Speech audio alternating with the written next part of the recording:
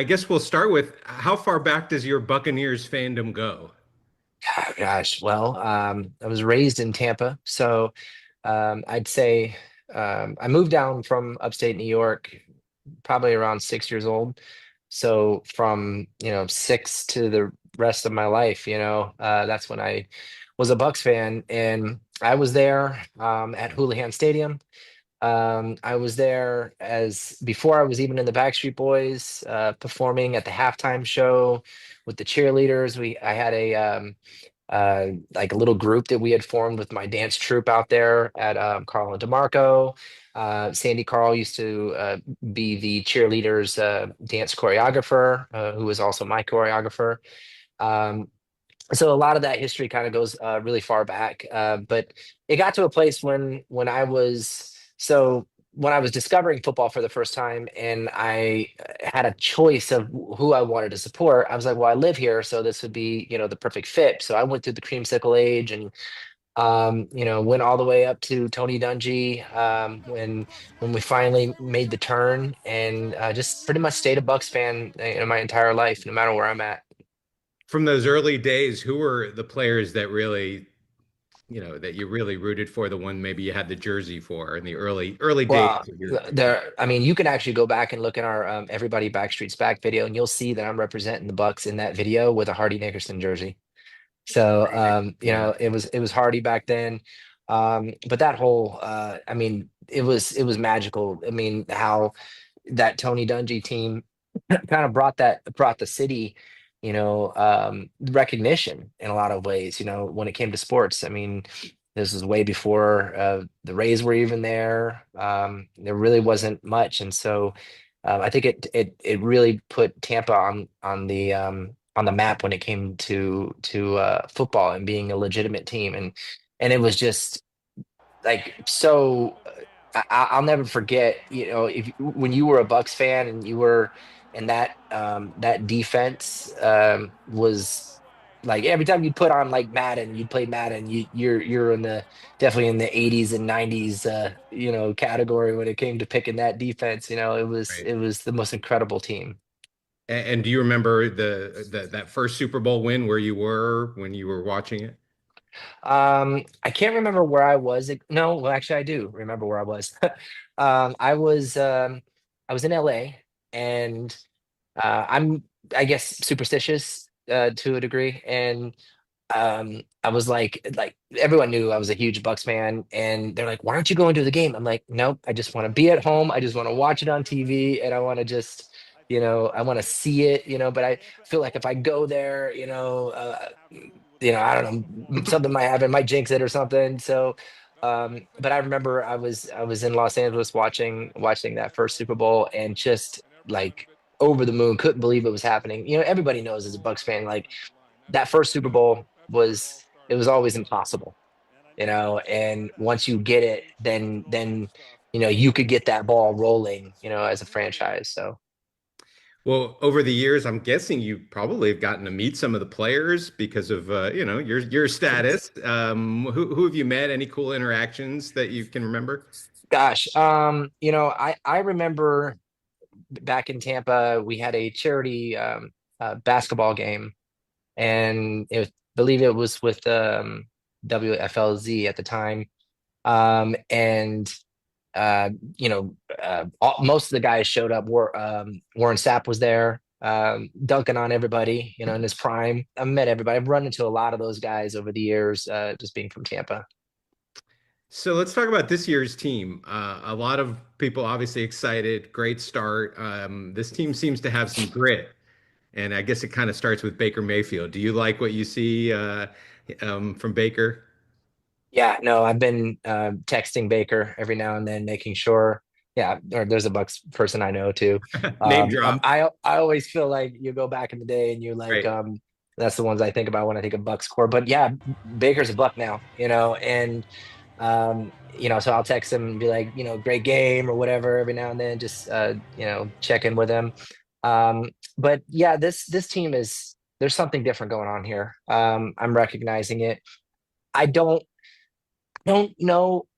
Well, it's two-sided. So on one side, I have a lot of my buddies from Tampa they'll basically text me that's the most anxiety filled game I've ever had in my life. I've almost had a heart attack, but I'm not getting that really for some reason. And I think that's because of the defense. And I think obviously you stick with a person in the system. You stick with Todd Bowles. A lot of people call for the heads of coaches, and they're always on the hot seat. But I think I'm really happy for Jason Light for sticking through with that. I'm friends with Jason. We chat all the time, and you know because it takes time to reestablish that system. Um, and Todd, came in and he's doing a great job. And I there's something about the defense that's making me feel safe in the games. That we're going to be able to close it out because defense wins championships. That's always been my mindset. Throughout the years when it comes to football. There are players who stand out on this team. I had to. You think about Todd Bowles and you go back to Darrell Revis, and him being able to see that kind of talent, when it comes to a cornerback.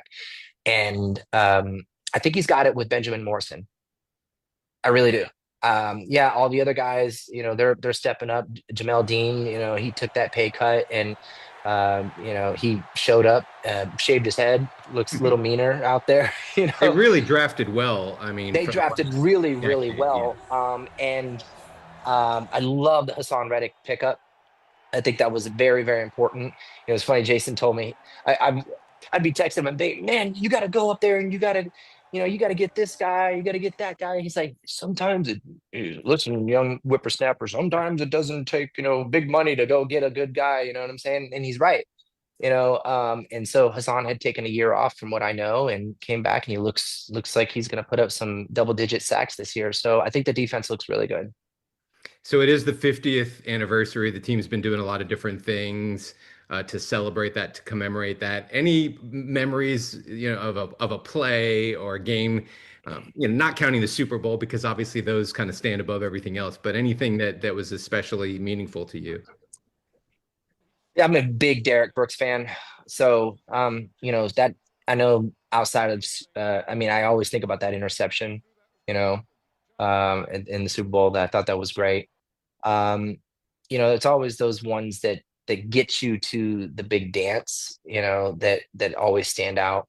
Um, and I got to give a shout out. I think Bucky Irving is an absolute steal. I think he's so incredible. But I saw an interview the other day of him talking about work done, and I remember going to I think it was, could have sworn it was a Monday night football game against the Redskins at the time, which are now the Commanders, and work done had.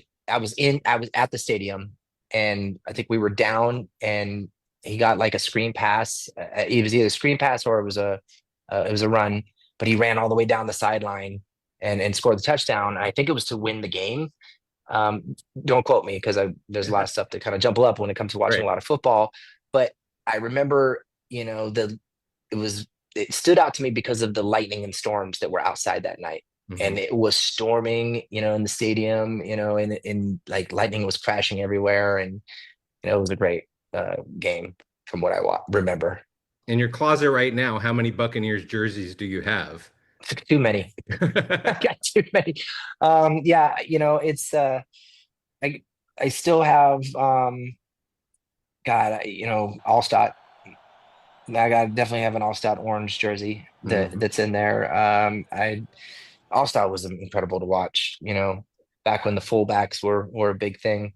There's So highlights to watch even now. Like I show my kids, those plays yeah, are unbelievable from that guy. yeah. So I got a John Lynch jersey as well. I got a lot of the retro players. So I got to get a Baker jersey because I'm I think he's he just embodies the entire, I think, spirit of the team right now. And, he's single-handedly leading this team to victories, which we are seeing, week after week. And I just love it. I just love his story. Yeah, and the comeback story being, Yeah, wiped like off by other tossed teams. away. Yeah, no, I mean it. But again, he had said in an interview recently where he was like, you kind of had to hit rock bottom, and to know where you stood, and he got that extra chance down in Tampa, and he definitely took full advantage of it. Well, but before we go, I had the chance to go to the Sphere when it first opened and got to see you two there.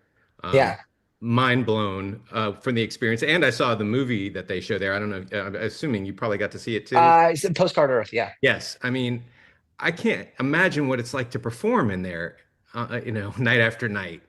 Yeah, no. First of all, it's I'm definitely grateful for the opportunity after all these years. I mean, I've been living in Las Vegas now for 9 years, and my both my daughters were born here in Las Vegas, and my son was just a little baby when we moved here, and so I'm taking my kids whenever I'm home. I'm taking my kids to sports and baseball and to school, most importantly. And I had to drive past that venue every single day, and I'd see it. And in my mind, yes, I know that we have done some pretty incredible things over the years, with touring and albums and all these things, but I never really thought that we would be there to and do it.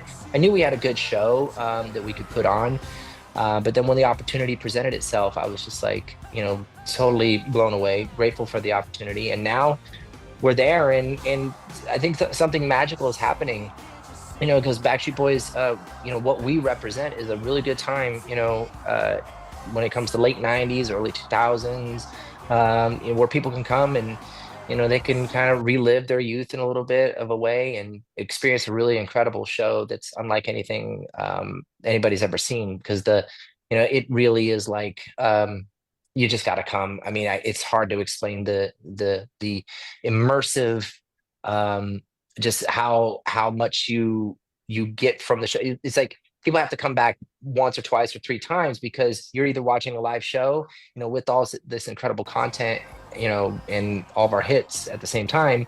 Um, or you sometimes you gotta choose, and sometimes there's different places you can sit where you can actually see, have different viewpoints. So, but again, never dreamed in a million years that after 33 years, we'd still be here. Always wanted to, and yeah, so we're putting on a pretty good show, and people are enjoying it. No, that place is mind blowing, and I just can't wait to see what else they do with it. Did you take your kids to see The Wizard of Oz there? I have not yet. That is definitely on the schedule to go.